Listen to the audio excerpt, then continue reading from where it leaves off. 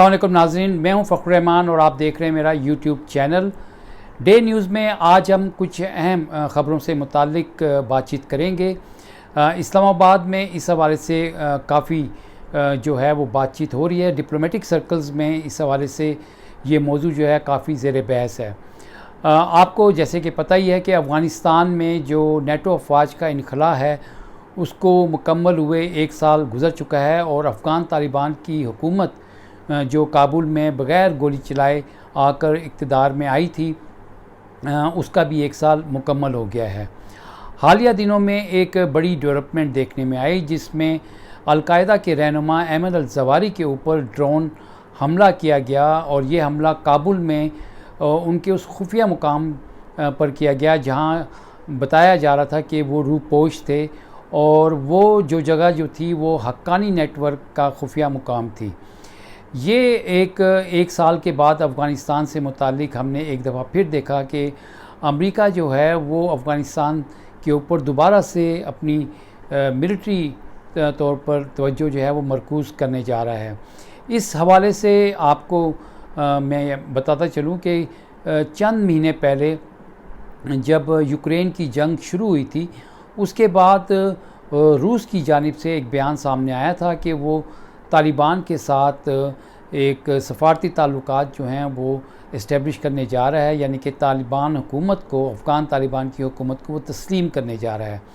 यकीनन ये वो बयान था जो अमेरिका और उसके जो इत्तेहादी हैं वेस्ट में उनके लिए एक बाइस तशवीश था। इस हवाले से जो हाल ही में अफ़गानिस्तान के अंदर ड्रोन हमला हुआ और कई बार फ़िज़ा में ड्रोन देखे जा चुके हैं, उस हवाले से एक अहम इजलास जो था गुज़िश्ता रोज़ अफ़गानिस्तान में मुनक्कद हुआ और तालिबान के सुप्रीम कमांडर जो थे मुल्ला हैबतुल्लाह, उनकी सरबराही में ये इजलास हुआ। ये उनकी जो नज़रियाती कौंसिल है उसका इजलास था। इसमें मुल्क भर से तकरीबन कोई 3000 जो स्कॉलर्स जो थे उन्होंने शिरकत की। इस इजलास की जो ख़ास बात ये थी कि उन्होंने ये जो हालिया ड्रोन हमला हुआ इसकी पुरज़ोर मज़म्मत की और ख़ास तौर पर एक मुल्क की मज़म्मत बड़े शदीद अल्फाज में की जिसके बारे में वो समझते हैं कि उसकी फ़िज़ाई हदूद जो थी वो इस्तेमाल की गई अफ़गानिस्तान के अंदर हमले के लिए। उन्होंने अपने तमाम यानी जो अफ़गानिस्तान के पड़ोसी ममालिक हैं उनको मुतनब्बे किया है, वार्निंग दी है कि वो अपनी फ़िज़ाई हदूद हो या सरज़मीन हो वो किसी भी सूरत अफ़गानिस्तान के अंदर हमलों के लिए इस्तेमाल ना होने दें। ये वार्निंग जो थी ये 1 साल के बाद अफ़गान तालिबान के सुप्रीम कमांडर की जानिब से सामने आई और इस हवाले से उन्होंने एक 17 सफ़हात पर मुश्तमिल एक बयान जो था बाकायदा जारी किया था। एक करारदाद जो थी उसको मंजूर किया और वो जारी की। तो ये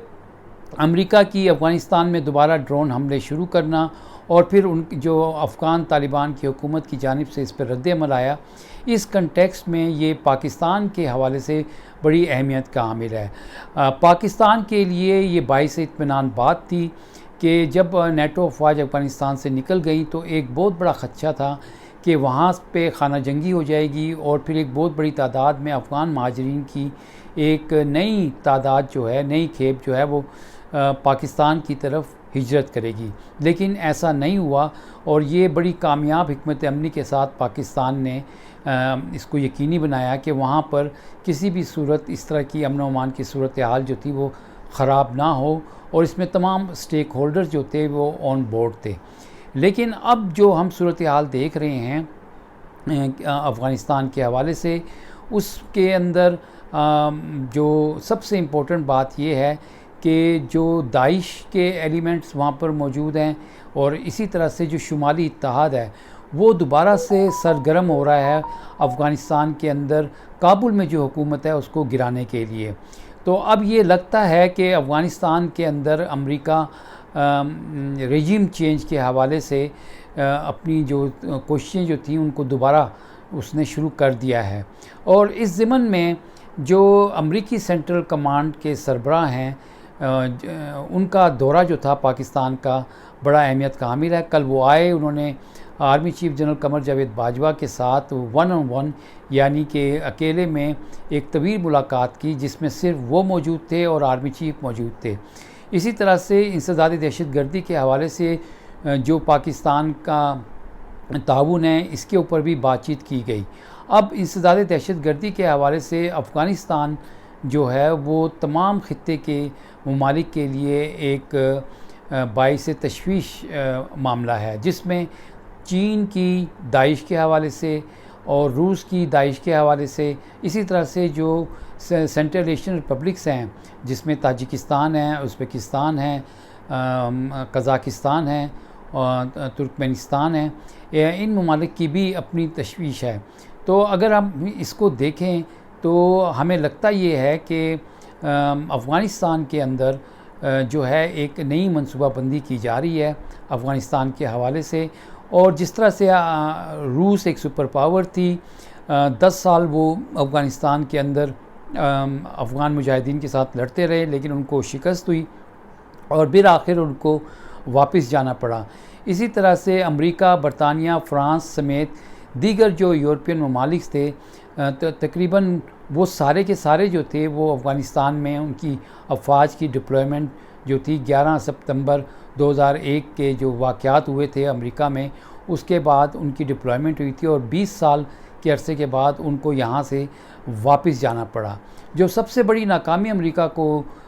उठानी पड़ी वो ये थी कि वो अपनी मर्ज़ी की कठपुतली हुकूमत जो थी वो काबुल में इंस्टॉल करना चाह रहे थे, लेकिन उसमें उनको कामयाबी नहीं हो सकी। अब अगर अफ़गानिस्तान के अंदर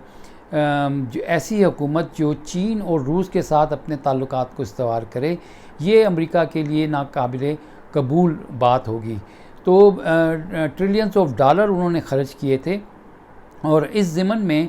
अफ़गानिस्तान के अंदर जो हमने देखा कि अहमद अल-ज़वारी के ऊपर ड्रोन हमले के बाद वहाँ पर दहशतगर्दी के काफ़ी वाक़यात देखने में आए, जिसमें जो हालिया दिनों में मस्जिद में एक धमाका हुआ और उस धमाके के अंदर 20 से ज़ायद अफराद जो थे वो शहीद हुए।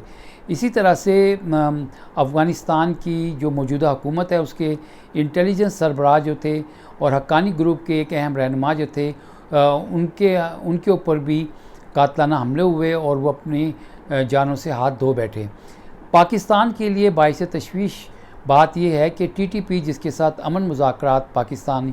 की हुकूमत कर रही है, शायद उसको धचका लग जाए और जो भारत के इस वक्त अफ़गान तालिबान के साथ जो ताल्लुकात इस्तवार हो रहे हैं, उसका भी पाकिस्तान के हवाले से जो है वो ताल्लुकात के ऊपर असरात मुरतब हो सकते हैं। तो ये एक बड़ी तशवीश की बात है और इसमें सबसे इम्पोर्टेंट बात जो आइंदा दिनों में आप देखने जा रहे हैं वो ये है कि चीन और रूस की सरबराही में जो सेंट्रल एशियन कंट्रीज़ हैं वो रूस के अंदर जंगी मशक़ें करने जा रहे हैं और ये कहा जा रहा है कि अमेरिका का ख़ित्ते में जो असर रसूख बढ़ता जा रहा है, चीन और रूस मिलकर इस असर रसूख को रोकेंगे। ऐसे में पाकिस्तान की खारजा पॉलिसी क्या होगी, पाकिस्तान ने क्या फ़ैसले करने हैं और पाकिस्तान को नॉन अलाइंड रहने की ज़रूरत होगी, ये एक अहम सवाल है। और इस हवाले से जो पाकिस्तान की हुकूमत आइंदा जो भी फ़ैसले करेगी वो बड़े अहमियत के हामिल होंगे। पाकिस्तान के अंदर जो है वो आइंदा इंतखाबात के हवाले से तैयारियां जो हैं वो शुरू हो गई हैं और अब जब नई हुकूमत आएगी वो क्या फ़ैसले करती है, इसका पाकिस्तान की कौमी सलामती के हवाले से बड़ा अमल दखल होगा और ये पाकिस्तान के लिए बड़ी अहमियत की हामिल होगी।